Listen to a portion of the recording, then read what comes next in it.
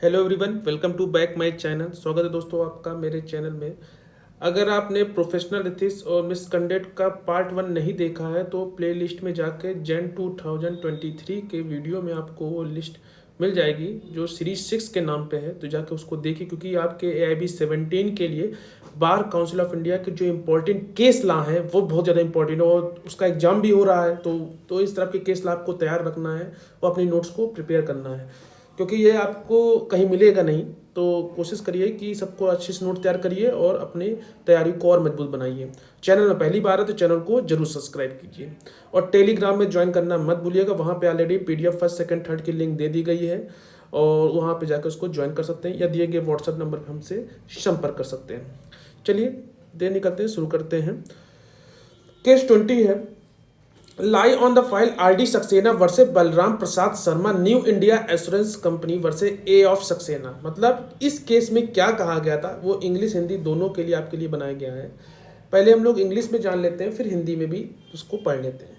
इसमें यह कहा गया कि supreme court made it clear that the advocate for his fee can not be excise and lien on the case file he may pursue other the legal remedy for recovery of fees or unpaid remuneration, जो कि bar council as per rule 23 any personal liability of an advocate to client we did not arise the course of his employment seat will not charge him with in the fee payable by his client. मतलब इस case में ये कहा गया RD Saxena बनाम बलराम प्रसाद शर्मा के case में, जो कि न्यू इंडिया इंश्योरेंस के बनाम AK सक्सेना में भी वो बात रखी गई कि उच्चतम न्यायालय में यह स्पष्ट किया कि जो अपने शुल्क के लिए अधिवक्ता मुकदमे की फाइल पर धारणाधिकार का प्रयोग नहीं कर सकता, शुल्क अथवा असंध पारिश्रमिक प्राप्ति के लिए वह अन्य विधिक उपचार का अनुसरण कर सकता है, या जो कि BCI के जो नियम 23 के अनुसार दिए गए कि कोई भी अधिवक्ता मुवक्किल के प्रति अपने निजी दायित्व जो उसके नियोजन के दौरान उत्पन्न नहीं हुआ है बीच उसे अपने मुवक्किल देय शुल्क नहीं करेगा। इस केस में ये बात कही गई थी किस रूल पे? BCI का एज पर 23 रूल। किसमें? RD सक्सेना बनाम बलराम प्रसाद शर्मा। इसको आपको नोट डाउन कर लेना है, मोस्ट इंपॉर्टेंट केस ला है। नेक्स्ट केस 21 कहता है हंसराज L दुलानी बनाम बार council of Maharashtra and Goa. इसमें यह रखा गया था कि जो अधिवक्ता का जो कर्तव्यों का ध्यान में रखकर मत व्यक्त किया कि न्याय प्रशासन विधिक व्यवसाय न्यायालय के साथ भागीदार होगा, वो किस केस में कहा गया था? वो हंसराज L दुलानी बनाम मध्य bar council of Maharashtra and Goa के केस में कहा गया था। नेक्स्ट जो इंपॉर्टेंट केस ला है वो है JS यादव वर्सेस मुस्तफा।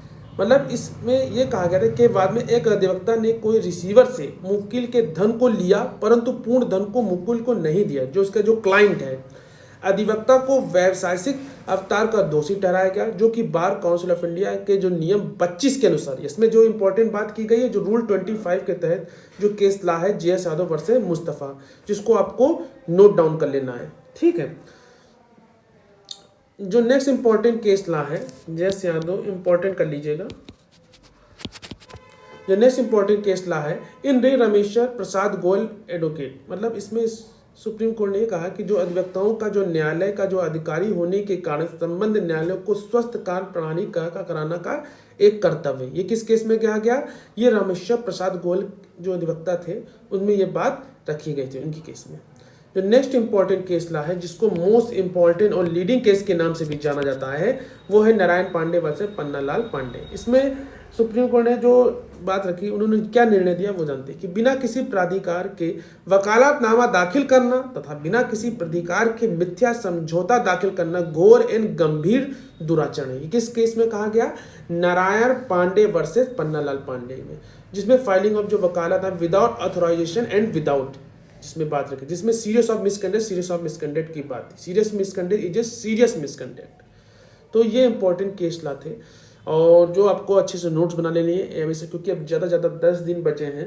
तो कोशिश करिए कि अगर आप चैनल में पहली बार हैं तो चैनल में जो प्ले लिस्ट में जाकर आप पुराने जो जजमेंट के जो वीडियो है उसको जाकर पूरे वीडियो देख लीजिए, जिससे कि आपके जो जजमेंट वाली सीरीज 20 से 25 नंबर का है वो आपके क्लियर हो जाए, जो कि important playlist important landmark judgement के नाम से सीरीज है, तो उसको देखना मत भूलिएगा।